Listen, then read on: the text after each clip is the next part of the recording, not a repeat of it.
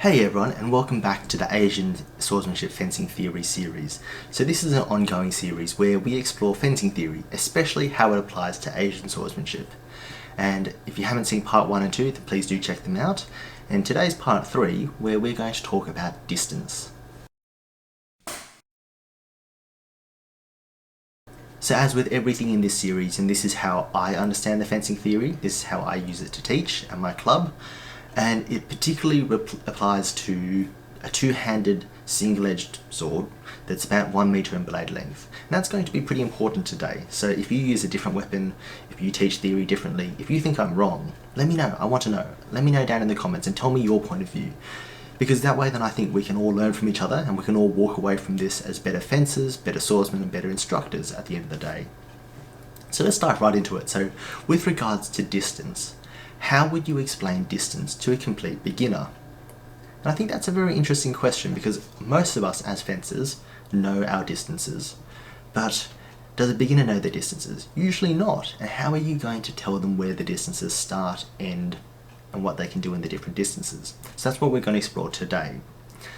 So in terms of distances, as I teach it, I think there's 4 distances, and we'll talk about them in more detail in a second. So distance 1 is going to be the closest to your opponent, and distance 4 is going to be the furthest away from your opponent. So I think distance 4 is where you're out of distance. They can't hit you even if they take a full passing step, and you can't hit them if they take a full passing step. Then we get to distance 3. So distance 3 is where you can hit them with the biggest passing step that you can, and it starts where you can just hit them, and it ends at the start of distance 2. So distance 2 is where you can hit them without moving your feet. And distance 2 sort of ends where you can't use your sword effectively anymore. So that's distance 1. Distance 1 is where you can't use your sword effectively, and it sort of starts where you can grab their arm. If you can touch their arm by extending yours, that's kind of the start of distance 1 in my opinion.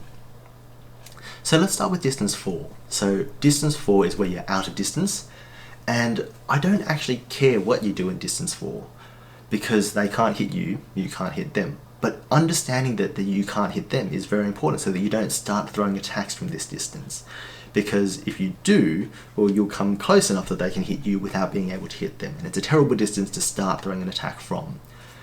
But I think it's important to start your engagements in distance 4 because I often see on the internet that there's a lot of Asian swords people who start way too close. And if you start all of your engagements way too close, then you end up with either this whippy, fast, first intention counter-attack thing that just doesn't work, or it makes you open so that if you fence someone who has good distance management, they'll just game you from where you thought you were out of distance but you really weren't.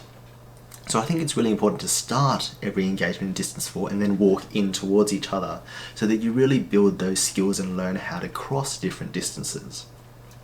But apart from that, apart from starting, it's a one to know that you start in and you don't throw an attack from distance 4. Let's get to distance 3. So distance 3 is where you can throw an attack on a passing step. So if you take a step with your back foot coming in front of your front foot and you extend your sword, then you can hit them. And it starts where you can make that longest attack and it ends where you can hit them without moving your feet. Now, I think this is where threat starts, because from this distance you can start to threaten your opponent because you can actually land a strike on them if you take that bigger step. Now, it doesn't mean that you always throw your first attack from the start of distance 3, but I think your first attack sort of has to be thrown somewhere within distance 3, except for very special situations where you're trying to bait somebody to do a certain action. The reason why is because if you don't start your attack in distance 3, your opponent probably should have started their attack in that distance, and they probably have a good chance of hitting you if you've gotten close enough that they can without you throwing an attack. So distance 3 is where you start your attacks and your engagements. Then we get to distance 2. So distance 2 is the distance where both of you can hit each other without moving your feet. Now, I think most of the fight happens here because you eventually get to a point where you do actually want to hit your opponent, and that's not going to be on the giant step that you take to start your engagement. So most of the fight happens in distance 2, but I don't think you can start your attack in distance 2, because if you walk into distance 2 and neither of you have thrown an attack, then whoever moves first is almost certainly going to land their hit first. Or if someone's got a significantly faster reaction time, they're almost certainly going to land their hit first. And I see a lot of people start in distance 2 and engagements last one intention, where one person moves and that's it. And I think they started way too close, and that's not really what swordsmanship, in my opinion, is about. So I think distance 2 is this point that you're trying to get to, but it's not a point that you start in. And that's where your parry and your riposte sort of happen, and the engagements between the swords happen. And then we get to distance 1, and you can live your whole life without ever getting to distance 1 and still have decent swordsmanship. But I think distance 1 is an interesting place to be. So distance 1 is where you're too close to effectively use your sword. And so this is where grappling happens, where you're trying to control the other person's arm and strike them with your sword, where they can't effectively strike you back with their sword. But I think in Asian swordsmanship, then there's also another thing that you do in distance 1, which is where you pass by your opponent. So a lot of techniques with Asian swords, because they don't have cross guards that are going to trap your opponent's sword, then to ensure that you stay safe, you actually go past your opponent. And so you're striking them and then going past them so that they can't hit you back after you've done your technique. And I don't know if there's a huge amount of that in Western swordsmanship, but I think, at least from the manual that I work with, which is Jerogum, then we've got about 3 techniques where it relies on you getting through to distance 1 for you to safely pull off that technique. So I think it's a really important place in Asian swordsmanship, maybe more so compared to Western swordsmanship, if you take out the grappling. So to summarise, 4 distances: distance 4, then out of distance, distance 3, then that's where you start your engagements and you can start threatening. Distance 2, where most of the fight happens, and distance 1, where you're too close to effectively use your sword. Now I think this is really important to realise that this is a consideration from where you are thinking of where you're attacking your opponent. And the distances for your opponent may not be the same. If your opponent has a different length weapon, then their distances are going to be very different to your distances. If your opponent is much taller, then their stride length, their reach is going to be different. And I had an argument on the internet which I probably shouldn't have done, but this person said that height doesn't matter in swordsmanship, it gives you no advantage. And this person obviously doesn't spar. But I think that gives you a massive advantage, because the amount of distance where you can start threatening someone from compared to where the shorter opponents reach and stride length can't threaten them back from. There's this distance where they can actually just threaten you and stay in this distance, where it's very hard for the shorter opponent to cross that distance and then therefore become a threat.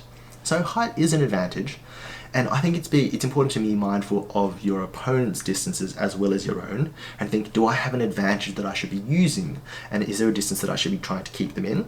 Or do I have a disadvantage that I have to work really hard to cross a certain distance, and then the fight sort of begins? Now, all of this is my perspective from using a 2-handed, single-edged, 1-meter blade length sword.